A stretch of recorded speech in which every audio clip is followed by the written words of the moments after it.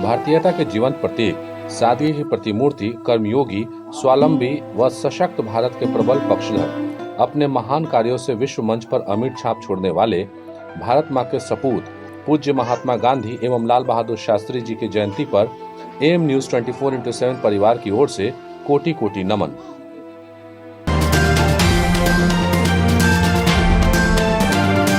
नमस्कार, आप देख रहे हैं एम न्यूज 24x7। पेश है आज की सुर्खियां। उत्तर प्रदेश में पुलिस के धक्के से गिरे राहुल, बिहार तक पहुंची धमक।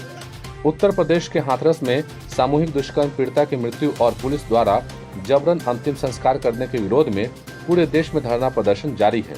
वहीं दूसरी ओर हाथरस में हुई इस बर्बरता की तपिश बिहार विधानसभा चुनाव में पड़ने लगी है। इस मुद्दे पर महागठबंधन में सीटों के मुद्दे पर अलग अलग राग अलाप रहे सभी दलों के सुर फिलहाल एक हो गए हैं। संभव है कि 4 दिन से दलित समीकरण को लेकर बनाए जा रहे तमाम गठबंधन का केंद्र भी शिफ्ट हो सकता है। इधर इस घटना से भाजपा की बेचैनी कहीं न कहीं जरूर बढ़ी है, क्योंकि बिहार में दलितों की आबादी करीब 16% है। भाजपा की चिंता यह है इस मामले ने तूल पकड़ा, दलितों की नाराजगी भारी पड़ सकती है। उधर उत्तर प्रदेश के एडीजी प्रशांत कुमार ने कहा, लड़की की मौत गहरी चोट के कारण हुई है। फॉरेंसिक रिपोर्ट में उसके साथ दुष्कर्म की पुष्टि ही नहीं हुई है।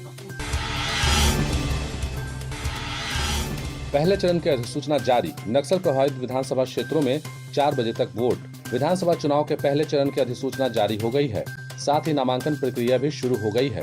पहले चरण में 71 सीटों के लिए 28 अक्टूबर को मतदान होना है। 24 विधानसभा क्षेत्र नक्सल प्रभावित हैं। सुरक्षा के मद्देनजर यहां 26 सीटों पर सुबह 7 बजे से शाम 4 बजे तक, 4 विधानसभा क्षेत्रों में शाम 5 बजे तक और 4 विधानसभा क्षेत्रों में दोपहर 3 बजे तक वोटिंग होगी। अन्य 37 सीटों में सुबह 7 बजे से शाम 6 बजे तक मतदान होगा। पहले चरण के लिए नामांकन की अंतिम तिथि 8 अक्टूबर तय की गई है। नामांकन पत्रों की स्क्रूटनी 9 अक्टूबर, नाम वापसी की अंतिम तिथि 12 अक्टूबर है। हाथरस दुष्कर्म व हत्या मामले में प्रियंका गांधी पर सुशील मोदी बोले, बंद कीजिए गंदी राजनीति। उत्तर प्रदेश के हाथरस दुष्कर्म व हत्या के मामले को लेकर विपक्ष योगी सरकार पर हमलावर है। इस पर बिहार के उप मुख्यमंत्री सुशील मोदी ने प्रियंका गांधी को निशाने पर लिया है। सुशील मोदी ने सवाल किया है कि 18 वर्ष की बेटी की मां प्रियंका गांधी को महाराष्ट्र, राजस्थान में दुष्कर्म और हत्या की घटनाएं विचलित क्यों नहीं करती।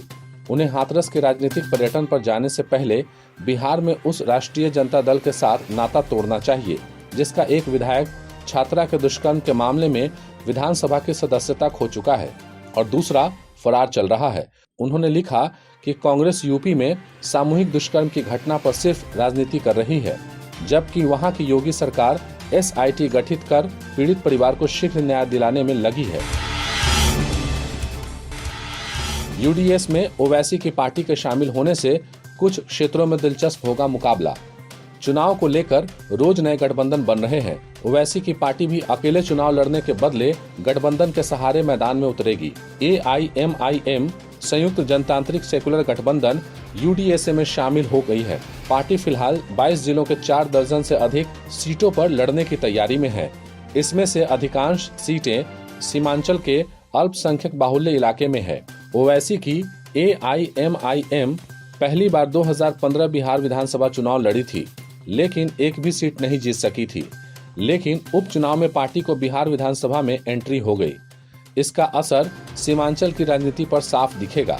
यह देखना काफी दिलचस्प होगा कितने मुस्लिम वोटों को पार्टी अपने पाले में करने की कोशिश करती है। हमेशा काले कपड़े पहनने वाली बिहार की नई नेता पुष्पम प्रिया बांकीपुर से लड़ेंगी चुनाव। अखबारों में विज्ञापन छपवाकर खुद को भावी मुख्यमंत्री बता रातों रात सुर्खियों में आने वाली पुष्पम प्रिया चौधरी ने खुद को बिहार विधानसभा चुनाव में उतरने का ऐलान कर दिया है। वे 2 विधानसभा सीटों से चुनाव लड़ने जा रही हैं। इनमें एक पटना का बांकीपुर विधानसभा क्षेत्र है। इसकी घोषणा उन्होंने आज सोशल मीडिया के माध्यम से की है। पुष्पम ने जिस दूसरे विधानसभा सीट से लड़ने की बात कही है, उसका खुलासा अभी तक नहीं किया है। हालांकि उन्होंने इतना कहा है कि यह सीट मिथिला क्षेत्र में होगी। पुष्पम प्रिया चौधरी ने अपनी उम्मीदवारी घोषित करने के साथ ही जदयू और राजद को भी बांकीपुर सीट से ही अपने अपने मुख्यमंत्री उम्मीदवार को चुनाव लड़ाने की चुनौती दी है। उन्होंने जदयू के राष्ट्रीय अध्यक्ष नीतीश कुमार व राजद के लालू प्रसाद यादव से ससम्मान आग्रह किया है कि वे अपने मुख्यमंत्री उम्मीदवार यहां से उतारे और 15 वर्षों के शासन पर जनमत संग्रह प्राप्त करें।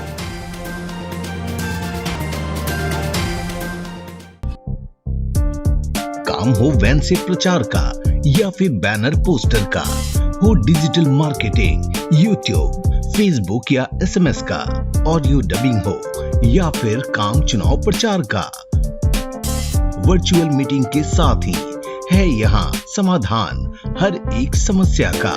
और हाँ, चुनाव प्रचार के लिए स्पेशल पैकेज भी है, तो फिर जल्दी ही संपर्क करें 8651504128 या 9065986645।